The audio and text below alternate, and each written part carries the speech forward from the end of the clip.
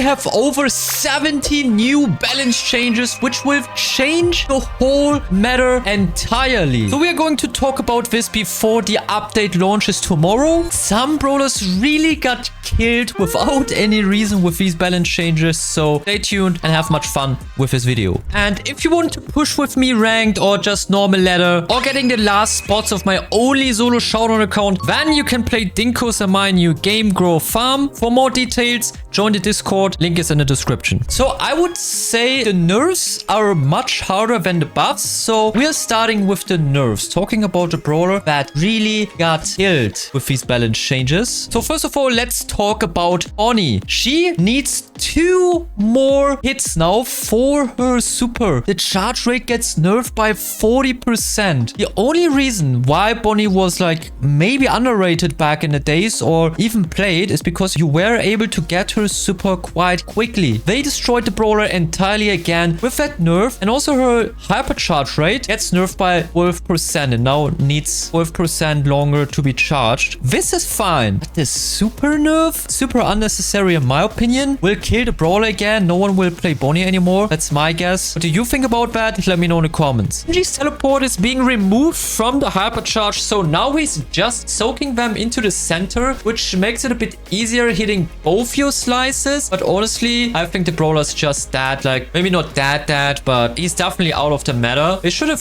nerfed other things, not that. Next one is Draco. What's broken about Draco when you think about him? His hypercharge, of course. His hypercharge was so much damage and you could team wipe easily. Now we get the hypercharge stat nerf where brawlers don't deal that much damage anymore or get shielded. It's just mainly the speed boost. Damage is just 5% boost, not too much. So it will change the meta entirely. So this is already a great nerf for his hypercharge, but they decided, nah, that's not enough. This brawler is like B tier, make him even worse. So his damage got nerfed from 2560 to 2240. That's more than 10%. And his move speed also got nerfed from 20% to 15%. I think this brawler, especially with the hypercharge rework, is also dead now. It feels like these balance changes are not well thought through, but I don't want to judge. So let's get to the next very important brawler that got a nerf, and that is the cat. So the cat gets a minus 20% nerf to her supercharge rate, which is super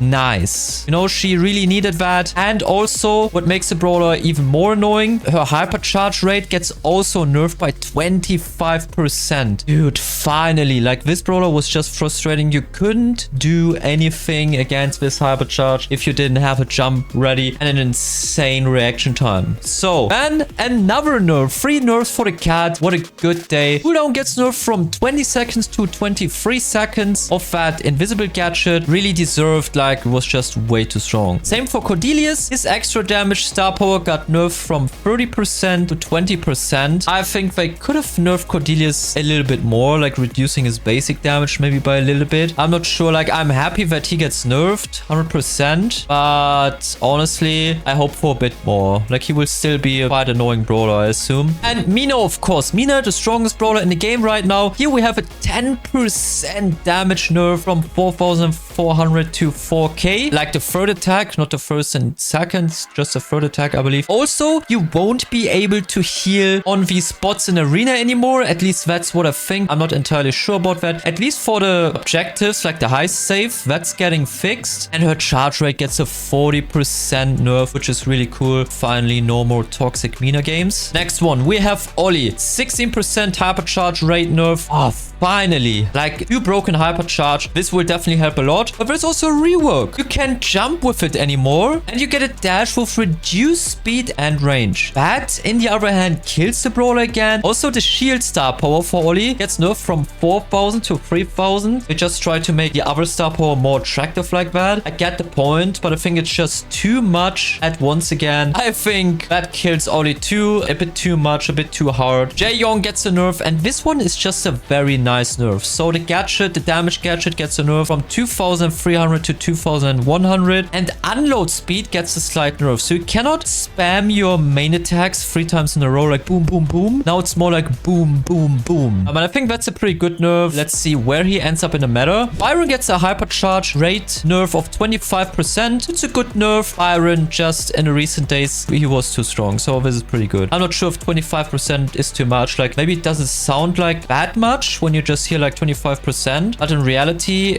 it's a lot. Mr. P gets a charge rate nerf of his super from 29%. Was Mr. P that strong? I don't think he was too strong. He's annoying, so I'm happy about it. I'm always happy when annoying brawlers get nerfed. But I'm not sure if it was really necessary for Mr. P. You can still counter him easy, so yeah, I don't know. Lumi gets a heavy nerf. Unload speed minus 9%. That's crazy in my opinion. I think the brawler is entirely dead now. She got a lot weaker with that HP nerf, etc. Now, like that, I think she won't matter in the meta anymore. Matter in the meta. Ace, finally, minus 33% hypercharge rate nerf. Pretty necessary. Good nerf. SnakeThug approved. Terror also gets a super charge rate nerf of 16%. Also justified. I like that. Was a little too strong, I think. Just too many pulls in the game. I like it. And Primo gets a charge rate from super of minus 16%. But that's totally fine because he also gets a nerf where he gets his super charged faster by doing main attacks. So by jumping, you cannot cycle so fast again. But by doing main attacks, hitting people with main attacks, you get your super significantly faster. It's fine and overall a buff, I think. Just, you know, if you jumped like 2 people, then you almost could super immediately. Now it will change a bit. Like, it probably won't be enough for another super. So yeah, stuff like that changes, but probably better in the overall 1v1. I think star power gets a slight nerf from 30% to 25%, but people can reload a little faster when he hits them with the star power. Nothing serious. And a hypercharge rate nerf of 14%. Yeah, I can't say too much about things. On high level, maybe he was a little too strong, but didn't feel like that for me. So yeah, whatever. We take it. Okay, so that was all the nerfs. Now we're getting to the buffs, and we start with the most important brawler, Surge. His first gadget will get stage 2 or just one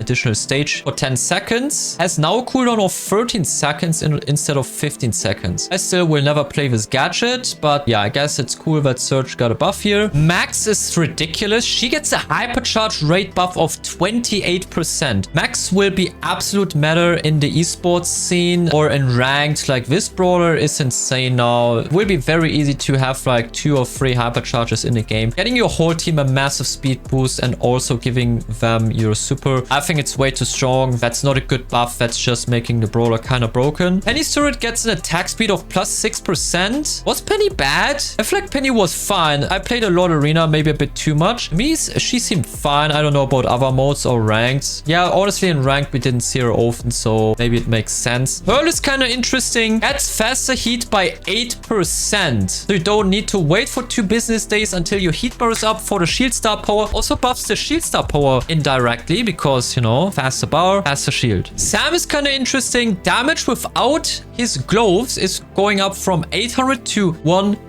That's a 25% damage buff. That's cool for Sam. He's not relevant in the meta. And when you ever lose your gloves, you're a little bit less useless now, which is cool. And his charge rate to get the super back is also being buffed by 20%. Won't make him broken, but will help him being a bit more relevant in the meta. I like it. And now a big one. Landing damage goes up by 140 damage. That's more than 10%. So the star power will get a bit more relevant, but also bonus healing star power goes up from 25 to 30%. I'm calling it. People say, yeah, okay, he's going to be a bit better. I'm telling you, he's broken now. I think Edgar's broken. I think Edgar Apocalypse is coming. Another massive buff for Ash. Gets an HP buff of 400. So now he has the 4th highest HP in the game. This is a side fact. And his gadget gives him more HP from 3240 to 3360. Max second gadget cooldown goes from 10 seconds to 8 seconds. And I think this gadget is actually pretty good. So you can imagine that people now play this gadget instead of the dash, because you can make really aggressive plays here. Yeah, Max is going to be a weapon. Probably S tier, one of the best brawlers in the meta is my call. Now,